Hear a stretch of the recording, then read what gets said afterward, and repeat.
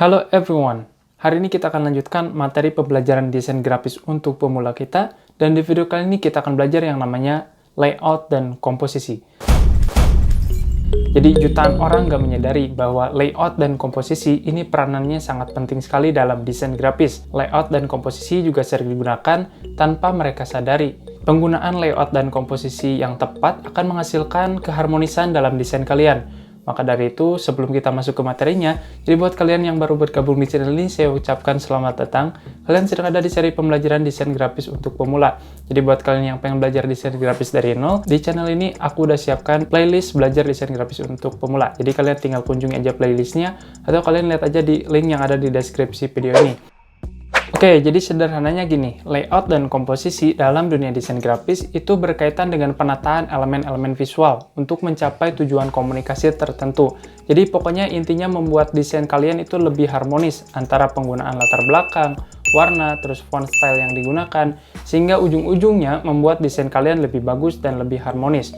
Oh ya, buat kalian yang belum tahu tentang apa aja elemen visual yang ada dalam desain grafis, kalian bisa kunjungi aja video tentang fundamental graphic design. Dan kabar baiknya, di channel ini kita udah punya materi tentang pembahasan fundamental graphic design, di mana di sana kita membahas yang namanya elemen apa aja yang ada di dalam desain grafis. Jadi kalian tinggal kunjungi aja link yang ada di deskripsi video ini, atau mungkin yang ada di atas ini. Layout dan komposisi juga tidak hanya digunakan pada desain grafis saja, tetapi digunakan di berbagai macam media, salah satunya di web design, terus mobile app design. Ya pokoknya buat kalian yang ngerasa desain kalian masih berantakan, masih ambiar, masih kurang enak dilihat, mungkin kalian nggak memperhatikan prinsip dasar dari layout ini. Nah, jadi di dalam desain grafis itu ada 5 prinsip dasar layout. Yang pertama itu ada proximity, yang kedua ada white space, yang ketiga ada alignment, yang keempat ada contrast, lalu yang terakhir ada repetition. Nah, jadi kelima hal inilah yang nantinya mempengaruhi desain kalian itu lebih rapih dan lebih harmonis antara penggunaan latar belakang, penggunaan warna, penggunaan text style, sehingga membuat desain kalian menjadi lebih bagus dan enak dilihat. Oke, yang pertama itu ada proximity. Proximity ini biasa disebut ketergantungan atau keterkaitan suatu elemen desain dengan elemen desain lainnya. Oke, sebagai contoh, untuk memperjelas dari prinsip dasar dari layout ini mengenai tentang proximity, aku di sini udah buatkan suatu desain yang nggak menerapkan prinsip dari layout atau proximity ini. Dimana di sini ada objek work experience dan software advertise, ini nggak ada keterkaitannya dengan objek manapun. Sama halnya dengan di sini ada IT support, graphic designer, visual merchandiser, web designer, dan lain sebagainya. Di sini nggak ada keterkaitan satu sama lain, sehingga mempersulit bagi audiens kalian atau pembaca desain kalian itu memahami isi dari pesan desain kalian.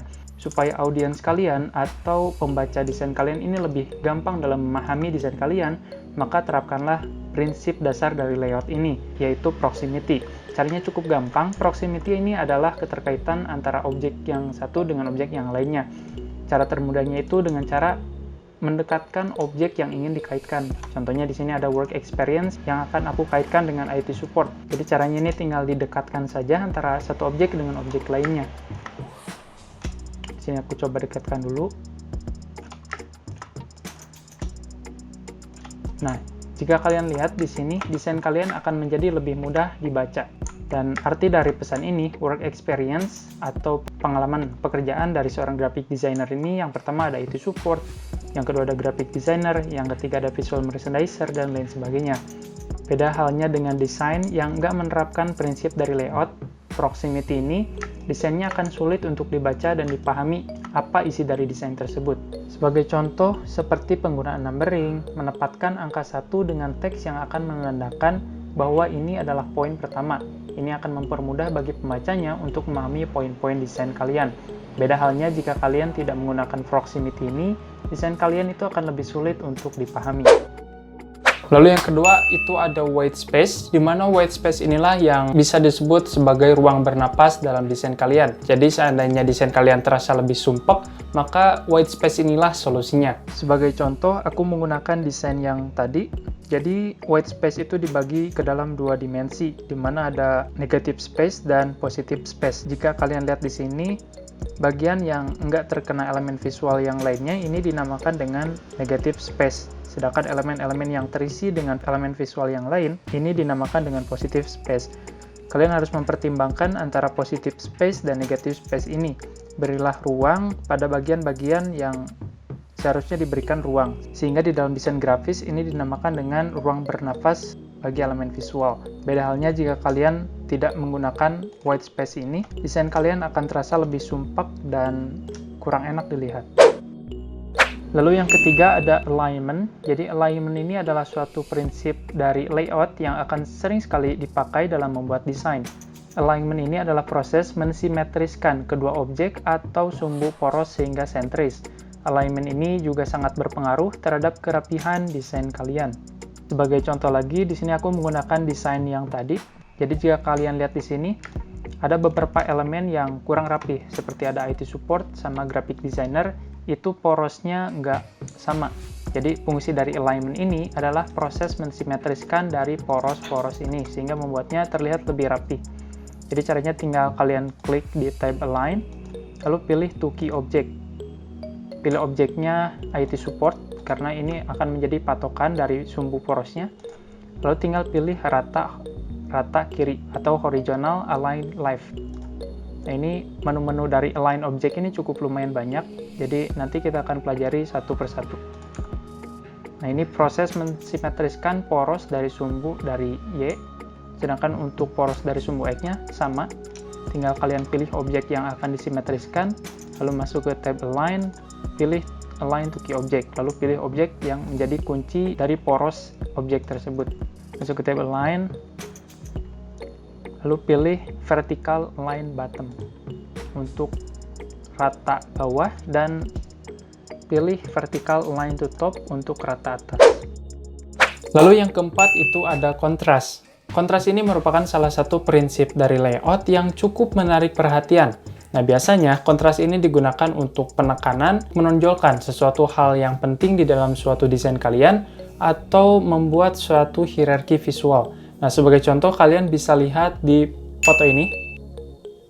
Coba kalian tulis di kolom komentar objek apa yang pertama kalian lihat. Dan saya yakin pilihan kalian pasti berbeda-beda, karena nggak ada panduan untuk mata kalian melihat ke arah yang sama. Maka dari itu, coba kalian bedakan dengan foto yang ini.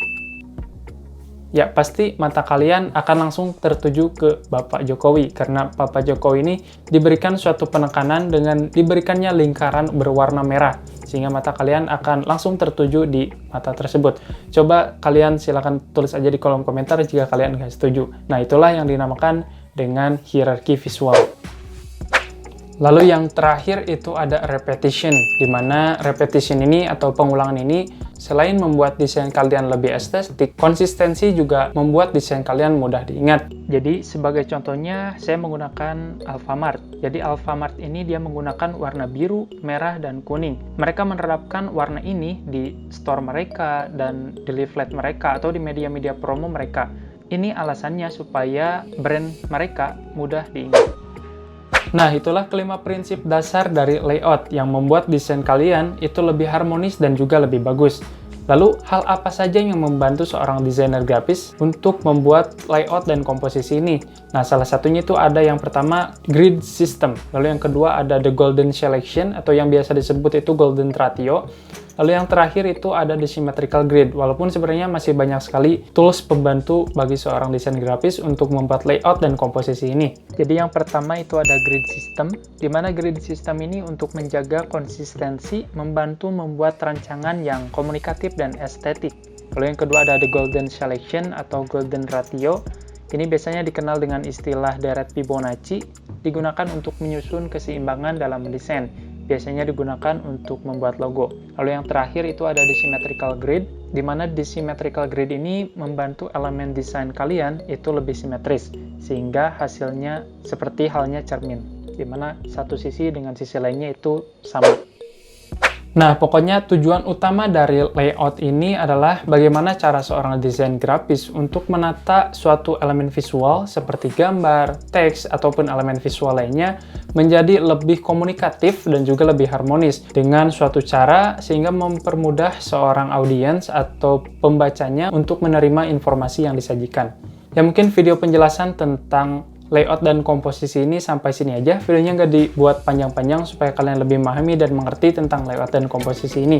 Ya, pokoknya intinya kalian udah dapat. Like jika kalian suka, komen di bawah jika kalian punya pertanyaan ataupun pendapat tentang layout dan komposisi ini. Share juga ke teman-temannya supaya teman-temannya juga bisa belajar desain grafis dari awal. Dan jangan lupa subscribe, karena subscribe itu gratis. Nyalakan juga lonceng notifikasinya supaya kalian nggak ketinggalan kalau ada update terbaru di channel ini. I hope you like this video. Stay class and bye-bye.